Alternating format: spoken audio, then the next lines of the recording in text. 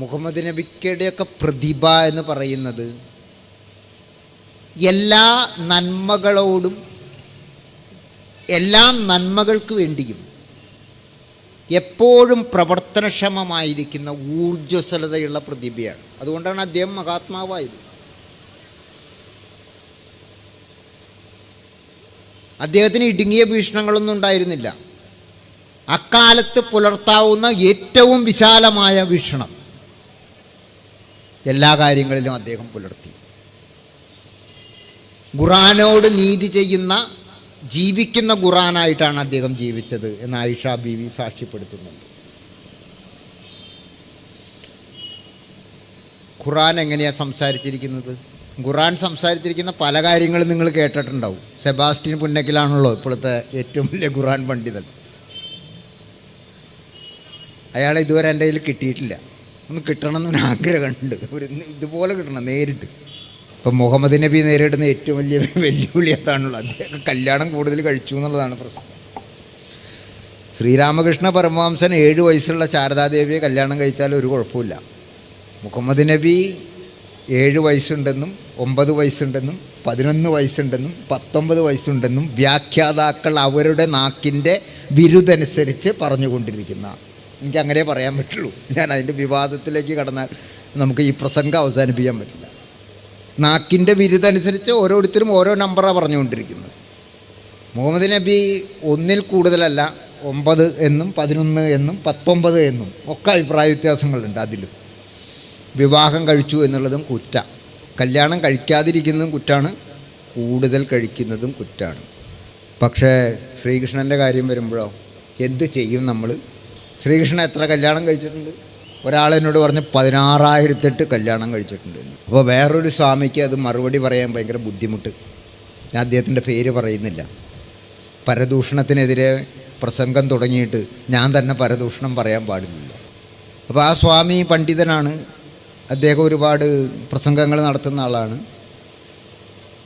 അമ്പലങ്ങളിലെയും അമ്പല സദസ്സുകളിലെയും പ്രിയപ്പെട്ടവനാണ്. അദ്ദേഹം പറയാണ് 16,008 ഭാര്യമാരൊന്നുമില്ല. ശ്രീകൃഷ്ണൻ സൂര്യനാണ്, രശ്മികളാണ് ഭാര്യമാരായിട്ട് പറഞ്ഞിരിക്കുന്നത്. പ്രതീകാത്മകമാണ്. പ്രതീകാത്മകം. അപ്പോൾ ശ്രീകൃഷ്ണൻ പറഞ്ഞ ഭഗവത്ഗീത പ്രതീകാത്മകമാണോ? ഇത് പ്രസംഗിക്കുന്ന സ്വാമിയാണ് പറയുന്നത്. ഭഗവത്ഗീത പ്രതീകാത്മകമാണോ? സൂര്യൻ സംസ്കൃതത്തിൽ ശ്ലോകം ചൊല്ലിയിട്ടാണോ ജീവിക്കുന്നത്? ഇത് വായെ തോന്നിയത് കോതയ്ക്ക് പാട്ട് എന്നുള്ള പോലെ പ്രതീകാത്മകവാദമൊക്കെ ഓരോ സ്ഥലത്തേക്ക് ഇങ്ങനെ വെറുതെ തിരികെ കയറ്റിക്കൊണ്ടിരിക്കുകയാണ്. യഥാർത്ഥത്തിൽ ഭാഗവതം വായിച്ചാൽ നമുക്ക് മനസ്സിലാവും. ശ്രീകൃഷ്ണൻ 8 വിവാഹം കഴിച്ചിട്ടുണ്ട്. ഔപചാരികമായിട്ട് അദ്ദേഹം 8 വിവാഹങ്ങൾ കഴിച്ചിട്ടുണ്ട്. 8 ഗോത്രങ്ങളിൽ നിന്നാണ് അദ്ദേഹം വിവാഹങ്ങൾ കഴിച്ചിട്ടുള്ളത്. ഇത് എന്തിനു വേണ്ടിയിട്ടായിരുന്നു? ഗോത്രവൈരങ്ങളുടെ പേരിൽ ചണ്ട കൂടിയിരുന്ന ജനങ്ങളെ ഒരൊറ്റ സമൂഹം എന്ന നിലയിൽ ഒന്നിപ്പിക്കുന്നതിന് വേണ്ടിയിട്ടുള്ള ഒരു ഉപായം കൂടിയായിരുന്നു അദ്ദേഹത്തെ സംബന്ധിച്ച് വിവാഹം എന്ന് പറയുന്നത്. ഇപ്പോൾ ജാമ്പവതി എന്ന് പറയുന്നിട്ട് ശ്രീകൃഷ്ണനൊരു ഭാര്യയുണ്ട്. അവർ ഗിരിജന ഗോത്രക്കാരിയാണ്. നമ്മുടെ രാഷ്ട്രപതിയുടെ ഗോത്രത്തിൽപ്പെട്ട ആളാണ്. രുക്മിണി എന്ന് പറയുന്നൊരു ഭാര്യയുണ്ട് ഭഗവാൻ. അവർ ക്ഷത്രിയ കുലജാതയാണ് എന്ന് പറഞ്ഞാൽ ഉയർന്ന സവർണ കുലജാതയാണ്. അങ്ങേയറ്റത്തെ സവർണ കുലജാത മുതൽ ഇങ്ങേയറ്റത്തുള്ള ഗിരിജന വിഭാഗക്കാരി വരെ ശ്രീകൃഷ്ണൻ്റെ ഭാര്യമാരായിരുന്നു. അവരെല്ലാം അദ്ദേഹത്തിന് മക്കളും ഉണ്ടായിട്ടുണ്ട് എല്ലാവരിലും. അപ്പോൾ ശ്രീകൃഷ്ണൻ 8 വിവാഹം കഴിച്ചു എന്നുള്ളത് ഭാഗവതം അസന്നിഗ്ധമായിട്ട് പ്രസ്താവിച്ചിരിക്കേ. അത് പറയാൻ എന്തിനാ മടിക്കുന്നത്? അത് അന്നത്തെ കാലത്തെ രീതിയായിരുന്നു എന്ന്. ഇപ്പോൾ നമ്മുടെ ആദർശ പുരുഷനായിട്ട് ഇപ്പോൾ കേന്ദ്രം ഭരിക്കുന്ന പ്രധാനപ്പെട്ട വ്യക്തിത്വങ്ങളെ എല്ലാവരും വിളിച്ചു പറയുന്ന സാക്ഷാൽ ശ്രീരാമനുണ്ടല്ലോ. ഈ ശ്രീരാമൻ്റെ അച്ഛൻ എത്ര ഭാര്യമാരുണ്ടായിരുന്നു? 3 ഭാര്യമാരുണ്ടായിരുന്നു. ദശരഥൻ മുസ്ലിമായതുകൊണ്ടല്ലല്ലോ 3 ഭാര്യമാർ ഉണ്ടായത്, ആണോ? ശ്രീകൃഷ്ണൻ മുസ്ലിമായതുകൊണ്ടാണോ 8 ഭാര്യമാർ ഉണ്ടായത്? ഇതൊക്കെ എല്ലാ നാട്ടിലുമുള്ള ഓരോ കാലഘട്ടത്തിൻ്റെ സാമൂഹിക പരിണാമങ്ങളുമായി ബന്ധപ്പെട്ട സ്വാഭാവിക കാര്യങ്ങളാണ് ഇതൊക്കെ. ഇതിലൊന്നും അസ്വാഭാവികതയില്ല. പക്ഷേ ഇതിൻ്റെയൊക്കെ പേര് പറഞ്ഞ് മനുഷ്യരിൽ ഒരു വിഭാഗത്തെ അപഹസിക്കുക, അവരെ സംബന്ധിച്ച ഒരു വെറുപ്പ്, ജുഗുപ്സ ഉണ്ടാക്കുക, അതിൻ്റെ പേരിലുള്ള വൈകാരികത മുതലെടുത്ത് രാഷ്ട്രീയ അധികാര മുതൽക്കൂട്ട് ഉണ്ടാക്കുക, ഇതല്ല ഇപ്പോൾ ഇവിടെ നടന്നുകൊണ്ടിരിക്കുന്നത്. ഇതിനൊരു മാറ്റം കൊണ്ടുവരേണ്ട ഉത്തരവാദിത്വം ആർക്കാണ്? നമ്മൾക്കെല്ലാവർക്കുമാണ്. ഇപ്പോൾ ഇവിടെ ഞാൻ വന്നപ്പോൾ പറഞ്ഞു അൻവാറശ്ശേരിയെക്കുറിച്ച്, അബ്ദുൽ നാസർ മദനിയുടെ പ്രസ്ഥാനത്തിൻ്റെ ആസ്ഥാനം എന്ന് കേരളം മുഴുവൻ കരുതുന്ന അൻവാറശ്ശേരിയെക്കുറിച്ച്. ഞാൻ അവിടെ പോയിട്ടാണ് വന്നത്. മടിയിൽ കനുണ്ടെങ്കിലല്ലേ വഴിയിൽ പേടിക്കണ്ടു. അബ്ദുൽ നാസർ മദനി എന്ന് പറയുന്ന വ്യക്തിയുടെ പല പ്രസംഗങ്ങളോടും പല നിലപാടുകളോടും എനിക്ക് യോജിപ്പില്ലാത്ത ആളാണ്. പക്ഷേ യോജിപ്പുകളെ മാത്രം നിലനിർത്തലല്ല ജനാധിപത്യം എന്ന് അറിയാവുന്ന ഒരു ജനാധിപത്യബോധി എന്ന നിലയിൽ, ഒരു ജനാധിപത്യവാദി എന്ന നിലയിൽ അബ്ദുൽ നാസർ മദനി എന്താണ് ചെയ്ത കുറ്റം എന്ന് പ്രോസിക്യൂഷനാൽ തെളിയിക്കപ്പെടാതെ അദ്ദേഹത്തിൻ്റെ വിലയേറിയ ജീവിതത്തിലെ വർഷങ്ങൾ കോയമ്പത്തൂരിൽ തടങ്കലിൽ കിടന്നു. എന്താണ് കുറ്റമെന്ന് തെളിയിക്കപ്പെടാതെ ഒരാളുടെ 17 വർഷങ്ങൾ കാർന്ന് തിന്നുന്ന നീതിപീഠം അന്യായ പീഠമാണ്. അത് ജനാധിപത്യ വ്യവസ്ഥയിൽ സംഭവിച്ചാലും ശരി, കമ്മ്യൂണിസ്റ്റ് വ്യവസ്ഥയിൽ സംഭവിച്ചാലും ശരി, ഇസ്ലാമിക വ്യവസ്ഥയിൽ സംഭവിച്ചാലും ശരി, ജൂത വ്യവസ്ഥയിൽ സംഭവിച്ചാലും ശരി, കാത്തലിക് വ്യവസ്ഥയിൽ സംഭവിച്ചാലും ശരി, ഏത് വ്യവസ്ഥയിൽ സംഭവിച്ചാലും അന്യായമാണ്. ആ അന്യായത്തിനെതിരെയാണ് ശബ്ദം അന്നും ഉയർത്തിയിട്ടുള്ളത്, ഇപ്പോഴും ഉയർത്തുന്നത്, എപ്പോഴും ഉയർത്താൻ പോകുന്നതും. അല്ലാതെ അബ്ദുൽ നാസർ മദനി പറയുന്നത് മുഴുവൻ ശരിയാണ് എങ്കിൽ എനിക്ക് അദ്ദേഹത്തിൻ്റെ ഒരു പ്രസംഗം റെക്കോർഡ് ചെയ്തിട്ട് പോക്കറ്റിലിട്ട് നടന്നാൽ പോരെ, അതങ്ങോട്ട് ഓൺ ചെയ്താൽ മതിയല്ലോ എല്ലായ്ക്കിലും ചെന്നിട്ട്. എനിക്ക് എൻ്റെ അഭിപ്രായങ്ങളുണ്ടെന്നേ. എനിക്ക് വളരെ ഇഷ്ടപ്പെട്ട ഒരു രാഷ്ട്രീയ നേതാവാണ് പിണറായി വിജയൻ. പക്ഷേ അദ്ദേഹം പറയുന്ന കാര്യങ്ങളോടും ചിലതിനോടും എനിക്ക് വിയോജിപ്പുണ്ട്, ഞാനത് തുറന്നു പറയാറുണ്ട്. അതുപോലെ എനിക്ക് വളരെ ഇഷ്ടപ്പെട്ട ആളാണ് രാഹുൽ ഗാന്ധി. രാഹുൽ ഗാന്ധിക്ക് എന്തൊക്കെ പറഞ്ഞാലും ഒരു മതേതര ഇന്ത്യയുടെ ആദരവർഹിക്കുന്ന ഒരു പശ്ചാത്തലമുണ്ട്, ഒരു രാഷ്ട്രീയ സാംസ്കാരിക സാമൂഹിക പശ്ചാത്തലമുണ്ട്. എന്ന് കരുതിയിട്ട് രാഹുൽ ഗാന്ധി പറയുന്ന എല്ലാ കാര്യത്തോടും ചെയ്യുന്ന എല്ലാ കാര്യത്തോടും നമുക്ക് യോജിക്കാൻ പറ്റുമോ? ഞങ്ങളെ അയോധ്യ അമ്പലത്തിൻ്റെ തറക്കല്ലിടുന്നതിൽ ക്ഷണിക്കാത്തതിൽ ഞങ്ങൾക്ക് പ്രതിഷേധമുണ്ട് എന്ന് പറഞ്ഞ് വിലപിക്കുന്ന ഒരു നെഹ്റുവിൻ്റെ രക്തം ശിരകളിൽ ഓടുന്നു എന്ന് പറയുന്ന വ്യക്തിത്വങ്ങളോട് നമുക്ക് എങ്ങനെയാണ് യോജിക്കാൻ പറ്റുക? നെഹ്റു പറഞ്ഞാൽ തന്നെ യോജിക്കാൻ പറ്റുമോ? അത് കാരണം അമ്പലങ്ങൾക്ക് തറക്കല്ലിടുന്നിടത്തേക്ക് പോലാണോ ഒരു മതനിരപേക്ഷ ജനാധിപത്യ രാഷ്ട്രീയ പ്രസ്ഥാനത്തിൻ്റെ പ്രധാന ചുമതല എന്ന് പറയുന്നത്? എനിക്കങ്ങനെ ഒരു അഭിപ്രായമില്ല. ഇന്ത്യയിൽ നമ്മൾ ഇന്നിപ്പോൾ ദുരന്തം എന്ന് പറയുന്ന, വിഷമകരം എന്ന് പറയുന്ന, അപലപനീയം എന്ന് പറയുന്ന, അന്യായം എന്ന് പറയുന്ന, ഭരണകൂട ഭീകരത എന്ന് വിളിക്കുന്ന ഒരു ഭരണവ്യവസ്ഥ നിലവിലുണ്ടല്ലോ. നിങ്ങൾ പറയും ഞാൻ ഇപ്പോൾ എന്താ ആളുകളുടെ പേര് പറയാത്തതെന്ന്. പേടിയായിട്ടല്ല കേട്ടോ, പോലീസുകാരുണ്ട് എന്നുള്ളത് കൊണ്ടും അല്ല. ഈ സമ്മേളനം മുഹമ്മദ് നബിയുടെ വേദിയാണ് എന്നുള്ളത് കൊണ്ടാണ്. ഈ സമ്മേളന വേദി മുഹമ്മദ് നബിയുടേത് ആണ് എന്നുള്ളത് കൊണ്ടാണ്. അങ്ങനൊരു ഭരണകൂടം ഇപ്പോൾ ഇവിടെ നിലനിൽക്കുന്നുണ്ടല്ലോ ഹിന്ദുത്വത്തിൻ്റെ പേരിൽ. എങ്ങനെയാണ് ആ ഭരണകൂടം ഇവിടെ വന്നത്? എന്തായിരുന്നു അവരുടെ രാഷ്ട്രീയ വിജയ തേർവാഴ്ചയുടെ മുടക്ക് മുതൽ?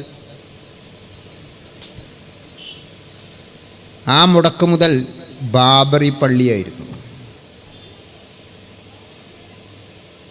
ബാബറി മസ്ജിദായിരുന്നു. ഈ ബാബറി മസ്ജിദ് തകർക്കുന്നത് നോക്കുകുത്തിയായിട്ട് നോക്കി നിന്ന ഒരു മനുഷ്യൻ്റെ പേര് വളരെ വലിയ വീരശൂര പരാക്രമത്വം ഉള്ളിൽ ഉദിപ്പിക്കുന്ന ഒരു പേരാ നരസിംഹറാവു. നരസിംഹം എന്നൊക്കെ കേട്ട് കഴിഞ്ഞാൽ നമുക്ക് എന്തോ ഒരു സംഭവമാണെന്നാണ് തോന്നുന്നത്.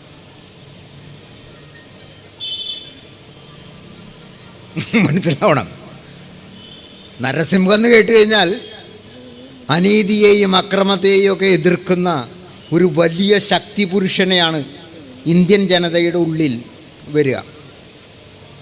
കൺമുമ്പിൽ ഒരു അനീതി നടക്കുമ്പോൾ, ഒരു അക്രമം നടക്കുമ്പോൾ, ഒരു കൊള്ളരുതായ്മ നടക്കുമ്പോൾ, ഒരു സാഫ്രോൻ ഗുണ്ടായിസം നടക്കുമ്പോൾ, ഒരു കാവിത്തെമ്മാടിത്തം നടക്കുമ്പോൾ വിരലനങ്ങിയില്ല. അയാളുടെ പേര് നരസിംഹറാവു.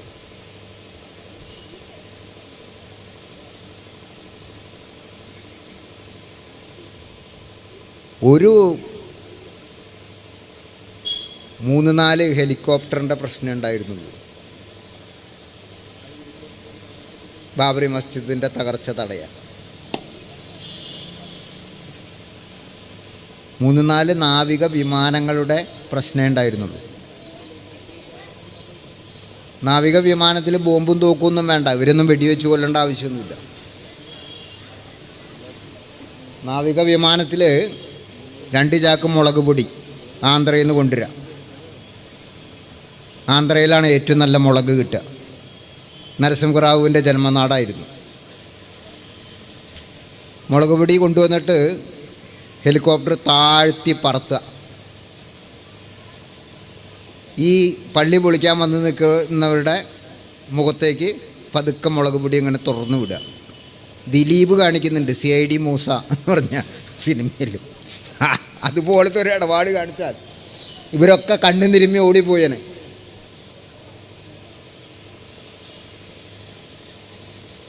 നമുക്കെന്തിനാണ് പട്ടാളം? നമുക്കെന്തിനാണ് പോലീസ്? നമുക്കെന്തിനാണ് അർദ്ധസൈനിക വിഭാഗങ്ങൾ? ഇത്തരം അനീതികളെയും അക്രമങ്ങളെയും ചെറുക്കാൻ വേണ്ടിയിട്ടാണ്. ഒരു വലിയ അനീതിയും അക്രമവും അവിടെ നടക്കുക. അതാണ് നമ്മൾ ഇന്ന് വിഷമകരം എന്ന് വിളിക്കുന്ന രാഷ്ട്രീയ പരിതസ്ഥിതിയുടെ മുടക്കുമുതൽ എന്ന് നമുക്ക് മനസ്സിലാക്കണം. ആ മുടക്കുമുതൽ കൊടുത്തു അത് അവിടെ വെച്ച് അവസാനിച്ചെങ്കിൽ കൊള്ളായിരുന്നു. അത് കഴിഞ്ഞ് കോടതികളൊക്കെയാണ് ഇവിടുത്തെ ഏറ്റവും വലിയ തമാശകൾ ഉണ്ടാക്കിയത്. കോടതി പറയാണ് അതൊരു ക്രിമിനൽ നടപടിയാണ്. പക്ഷേ ക്രിമിനൽ നടപടിയാണ് എങ്കിലും, അത് അപലപനീയമാണ് എങ്കിലും, അത് ചെയ്ത എല്ലാവരും വെറുതെ വിടപ്പെടുകയാണ്. എന്താണ് കോടതി ഇതിൽ കൂടെ നൽകിയ സന്ദേശം? ഒരു കുറ്റകൃത്യം നടന്നു, പക്ഷേ കുറ്റവാളികൾ ആരാണെന്നറിയാതെ, കുറ്റവാളികളില്ലാതെയാണ് കുറ്റകൃത്യം നടന്നത്. അങ്ങനെ ഒരു ഗുണമുണ്ടായി. കുറ്റകൃത്യം കുറ്റവാളികളില്ലാതെ നടക്കാം എന്ന ഒരു അവസ്ഥ ഇന്ത്യയുടെ ബഹുമാനപ്പെട്ട നീതിന്യായ പീഠങ്ങൾ അയോധ്യ വെർഡിക്റ്റിലൂടെ നമ്മുടെ മുമ്പിൽ മുന്നോട്ട് വച്ചു.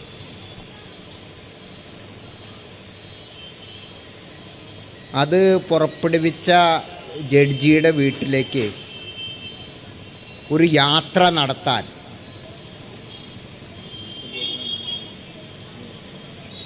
ഡൽഹിയിൽ നിന്ന് ലക്നൗവിലേക്ക് വലിയ ദൂരമില്ല.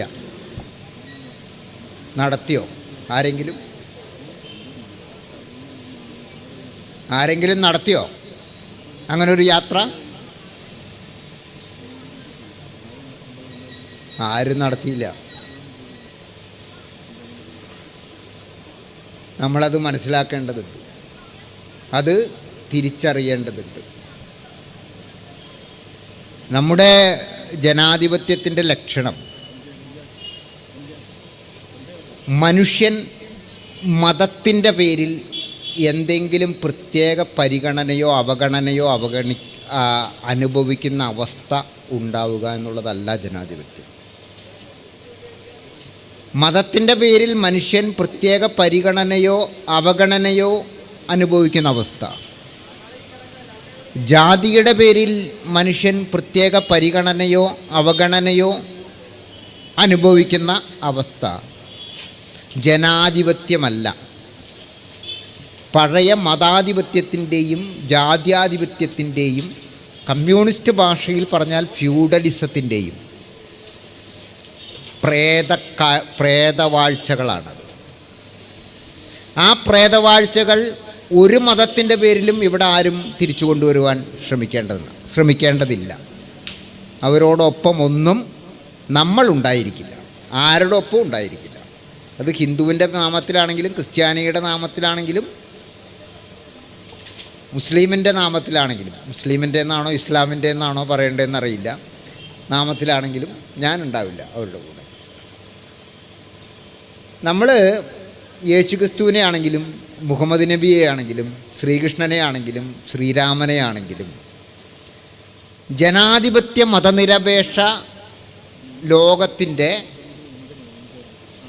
പുതുയുഗ കാഴ്ചയിൽ വീണ്ടും പുനർവായിക്കുകയും അവരെ പുതുയുഗത്തിനായിട്ട് പുനരവതരിപ്പിക്കുകയും ചെയ്യേണ്ട വലിയ ഉത്തരവാദിത്തം ഏറ്റെടുക്കേണ്ടതുണ്ട്. അത് നമ്മുടെ ചുമതലയാണ്, നമ്മുടെ മാത്രം ചുമതലയാണ്. മുഹമ്മദ് നബി ഒരു ജനാധിപത്യ ലോകത്ത് എങ്ങനെ പെരുമാറുമെന്നാണ് നമ്മൾ ആദ്യം ചിന്തിക്കാൻ പഠിക്കേണ്ടത്. മുഹമ്മദ് നബി ഇപ്പോൾ ഇവിടെ ഉണ്ടെങ്കിൽ, ഇപ്പോൾ ഇവിടെ മുഹമ്മദ് നബി ജീവിച്ചിരിക്കുന്നുണ്ടെങ്കിൽ, അംബേദ്കറുടെ നേതൃത്വത്തിൽ തയ്യാറാക്കിയ ജനാധിപത്യ മതനിരപേക്ഷ ഭരണഘടന തെറ്റാണ് എന്ന് പറഞ്ഞുകൊണ്ട് നമ്മുടെ പോപ്പുലർ ഫ്രണ്ട് സുഹൃത്തുക്കളുടെയൊക്കെ പോലെ എന്തെങ്കിലും സംസാരിക്കുന്നു തോന്നുന്നുണ്ടോ? അങ്ങനെ അഭിപ്രായമുള്ള ആരെങ്കിലും, ഏതെങ്കിലും ഒരു ഉസ്താദ് ഉണ്ടോ നമ്മുടെ നാട്ടിൽ? ജനാധിപത്യം വേണ്ട, മതനിരപേക്ഷത വേണ്ട.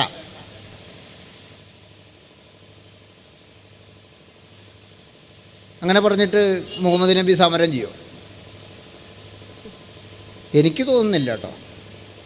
ഇപ്പം മുഹമ്മദ് നബിയുടെ ചിത്രങ്ങളൊന്നും വരയ്ക്കരുത് എന്നൊക്കെ പറഞ്ഞിട്ടുള്ള കുറേ ഇത് നടക്കുന്നുണ്ട്. ഞാൻ തിരിച്ചു ചോദിക്കുക, ഇപ്പം ഈ മൊബൈലുള്ള കാലത്താണ് മുഹമ്മദ് നബി വന്ന് നിൽക്കുക.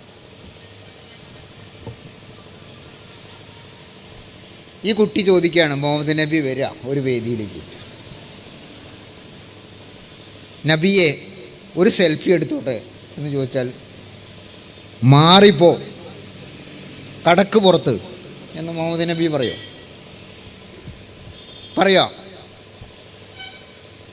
എനിക്ക് തോന്നുന്നില്ല.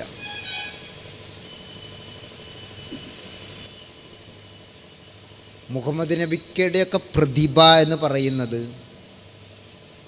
എല്ലാ നന്മകളോടും, എല്ലാ നന്മകൾക്ക് വേണ്ടിയും എപ്പോഴും പ്രവർത്തനക്ഷമമായിരിക്കുന്ന ഊർജ്ജസ്വലതയുള്ള പ്രതിഭയാണ്. അതുകൊണ്ടാണ് അദ്ദേഹം മഹാത്മാവായത്. അദ്ദേഹത്തിന് ഇടുങ്ങിയ വീക്ഷണങ്ങളൊന്നും ഉണ്ടായിരുന്നില്ല. അക്കാലത്ത് പുലർത്താവുന്ന ഏറ്റവും വിശാലമായ വീക്ഷണം എല്ലാ കാര്യങ്ങളിലും അദ്ദേഹം പുലർത്തി. ഖുറാനോട് നീതി ചെയ്യുന്ന, ജീവിക്കുന്ന ഖുറാനായിട്ടാണ് അദ്ദേഹം ജീവിച്ചത് എന്ന് ആയിഷ ബീവി സാക്ഷ്യപ്പെടുത്തുന്നുണ്ട്. ഖുറാൻ എങ്ങനെയാണ് സംസാരിച്ചിരിക്കുന്നത്?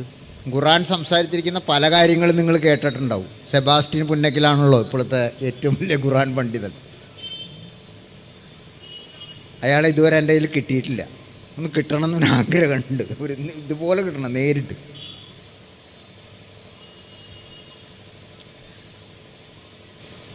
സെബാസ്റ്റ്യൻ പുന്നക്കിലൊക്കെ നമ്മളെ കുറേ ഖുറാൻ പഠിപ്പിക്കുന്നുണ്ട്. പക്ഷെ സെബാസ്റ്റ്യൻ പുന്നക്കിൽ മാത്രമല്ല, നമ്മുടെ നാട്ടിലെ അറിയപ്പെടുന്ന ഖുറാൻ പണ്ഡിതരെന്ന് പറയുന്ന ആളുകൾ സാധാരണ ഉദ്ധരിക്കാത്ത എനിക്ക് ഏറ്റവും പ്രിയപ്പെട്ട ഒരു ഖുർആൻ സൂക്തം ഞാൻ ഉദ്ധരിക്കാം, അഥവാ നിങ്ങളുടെ ശ്രദ്ധയിൽപ്പെടുത്താം. ഉദ്ധരിക്കാമെന്ന് പറയുമ്പോൾ എനിക്ക് അറബി അറിയില്ല. ഇനിയിപ്പോൾ ഞാൻ അറബി പഠിച്ച് ചൊല്ലിയാൽ പല ഉസ്താദുമാരും കഷ്ടപ്പെട്ട് സംസ്കൃത ശ്ലോകങ്ങൾ ചൊല്ലുമ്പോൾ എനിക്കുണ്ടാകുന്ന വിഷമം തന്നെ അവർക്ക് എൻ്റെ അറബി കേൾക്കുമ്പോഴും ഉണ്ടാവാം.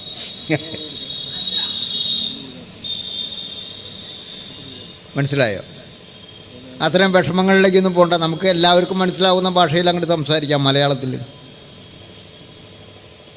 ഖുറാനിലെ 22-ാം അധ്യായത്തിലെ 40-ാമത്തെ ആയത്ത്, 22-ാം അധ്യായത്തിലെ 40-ാമത്തെ ആയത്ത് വളരെ കൃത്യമായിട്ട് പറയുന്നുണ്ട്. ചിലരെ കൊണ്ട് തടുക്കുന്നില്ലായിരുന്നു എങ്കിൽ, അള്ളാഹു തടുക്കുന്നില്ലായിരുന്നു എങ്കിൽ ജൂതന്മാരുടെ സിനഗോഗുകളും ക്രൈസ്തവ ചർച്ചുകളും സന്യാസി മഠങ്ങളും അള്ളാഹുവിൻ്റെ നാമം പ്രകീർത്തിതമാകുന്ന മസ്ജിദുകളും തകർക്കപ്പെടുമായിരുന്നു.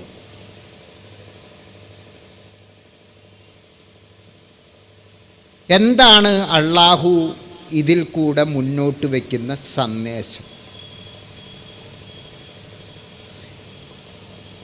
സിനഗോഗുകൾ, ജൂതന്മാരുടെ ആരാധനാലയങ്ങൾ ഇല്ലാത്തൊരു ലോകം ഉണ്ടാവണമെന്നാണോ അള്ളാഹു ആഗ്രഹിക്കുന്നത്? അങ്ങനെയാണെങ്കിൽ സിനഗോഗുകൾ തകർക്കപ്പെടുമായിരുന്നു എന്ന് പറയേണ്ട ആവശ്യമില്ലല്ലോ. സിനഗോഗുകൾ തകർക്കുന്നത് തടുക്കപ്പെടേണ്ട ഒരു കുറ്റകൃത്യമാണ് എന്ന് ഖുർആൻ പറയേണ്ട ആവശ്യമില്ലല്ലോ. ക്രൈസ്തവ പള്ളികൾ ഇല്ലാത്ത ഒരു ലോകം വരണമെന്നാണോ അള്ളാഹു ആഗ്രഹിച്ചത്? അങ്ങനെയാണ് ആഗ്രഹിച്ചിരുന്നെങ്കിൽ എന്തായിരിക്കും സ്ഥിതി? അല്ല, അള്ളാഹു ക്രൈസ്തവ പള്ളികളില്ലാത്ത, സിനഗോഗുകളില്ലാത്ത, സന്യാസി മഠങ്ങളില്ലാത്ത, മസ്ജിദുകൾ മാത്രമുള്ള ഒരു ലോകം വിഭാവനം ചെയ്യുന്നില്ല എന്ന് നമ്മളങ്ങ് മനസ്സിലാക്കിയാൽ നമുക്കും ലോകത്തിനും ഉണ്ടാവുന്ന മനസമാധാനം ഉണ്ടല്ലോ, വളരെ വലുതാണ്.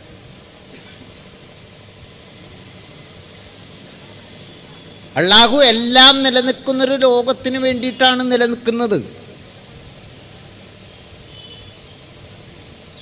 ഞാൻ ആ ആയത്തിൻ്റെ നമ്പർ ഓർക്കുന്നില്ല, എനിക്ക് ഈ നമ്പറുകൾ കുറവുള്ളൊരു മനുഷ്യനാണ്, അതാണ് പ്രശ്നം. പക്ഷേ ആയത്ത് വളരെ പ്രധാനപ്പെട്ടതാണ്. ഉസ്താദുമാർക്ക് അറിയാം, അവർ പറഞ്ഞു തരും നമ്പറൊക്കെ നിങ്ങളോട്.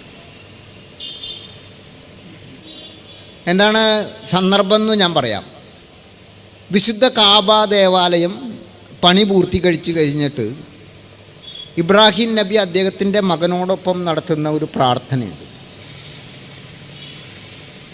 ആ പ്രാർത്ഥനയിൽ ഇബ്രാഹിം നബി പറയും, ഈ ദേവാലയത്തിൽ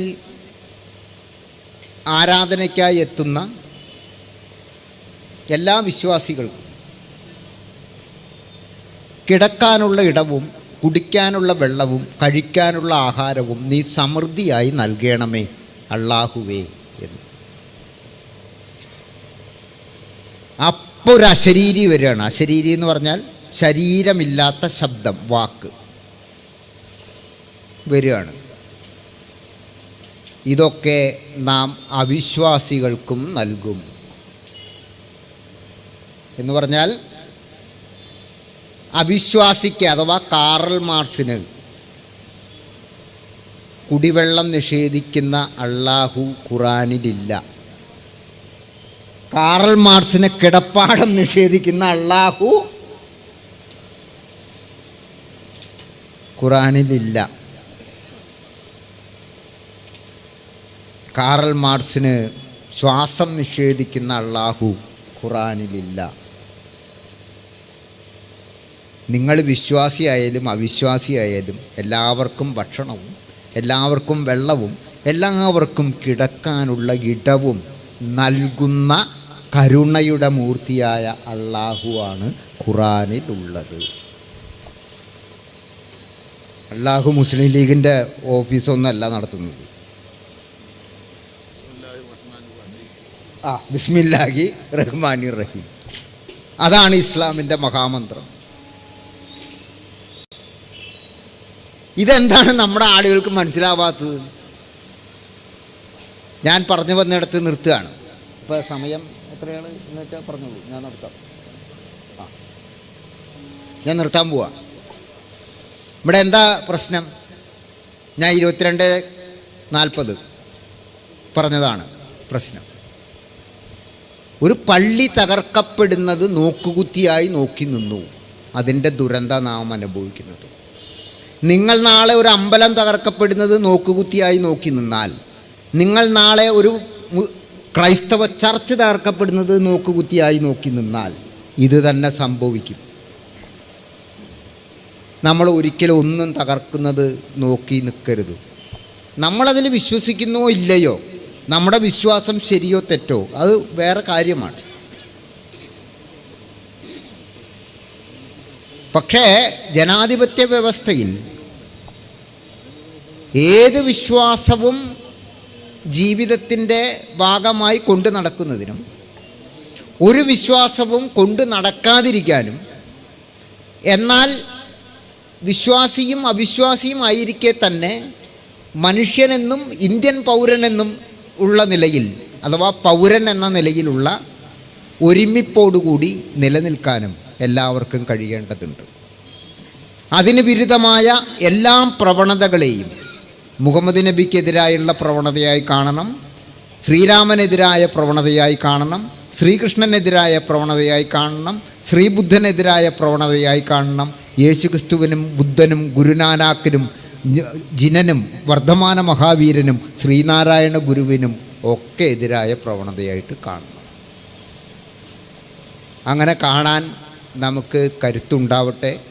ഞാൻ പറഞ്ഞ മുഹമ്മദ് നബി ഖുറാൻ ജീവിച്ച മനുഷ്യനാണ്, ഖുറാനിൽ ജീവിച്ച മനുഷ്യനാണ്, ഖുറാനായി ജീവിച്ച മനുഷ്യനാണ്. ആ ഖുറാനിൻ്റെ സന്ദേശമാണ് ഞാൻ പറഞ്ഞത്. സിനഗോഗുകൾ തകർക്കപ്പെടുന്നത് കാണാൻ ഇഷ്ടമില്ലാത്ത, ക്രൈസ്തവ ചർച്ചുകൾ തകർക്കപ്പെടുന്നത് കാണാൻ ഇഷ്ടമില്ലാത്ത, സന്യാസി മഠങ്ങൾ തകർക്കപ്പെടുന്നത് കാണാൻ ഇഷ്ടമില്ലാത്ത, മസ്ജിദുകൾ തകർക്കപ്പെടുന്നത് കാണാൻ ഇഷ്ടമില്ലാത്ത അള്ളാഹുവിൻ്റെ വചസ്സുകളാണ് ഖുറാൻ. ആ ഖുറാനിൽ ജീവിച്ച മുഹമ്മദ് നബിയുടെ ഇന്ത്യ, മുഹമ്മദ് നബി ജീവിക്കേണ്ടുന്ന ഇന്ത്യ എന്ന് പറയുന്നത് ഒരു മതവും മറ്റൊരു മതത്തെ തകർക്കാനായി നിലകൊള്ളുന്ന ഒരു ഇന്ത്യ ആയിരിക്കരുത്. അങ്ങനെ ഒരു ഇന്ത്യ വേണ്ട. അങ്ങനെ ഒരു ഇന്ത്യ ഇല്ലാതാവാൻ വേണ്ടിയിട്ടും എല്ലാവരും സന്തോഷത്തോടു കൂടി ജീവിക്കുന്ന ഒരു ഇന്ത്യ ഉണ്ടായി എന്നെന്നും നിലനിൽക്കുന്നതിന് വേണ്ടിയും നമുക്ക് ഒരുമിച്ച് പ്രവർത്തിക്കാം എന്ന് പറഞ്ഞുകൊണ്ട് അല്പം നീണ്ടുപോയ എൻ്റെ വാക്കുകൾ ഉപസംഹരിക്കുന്നു.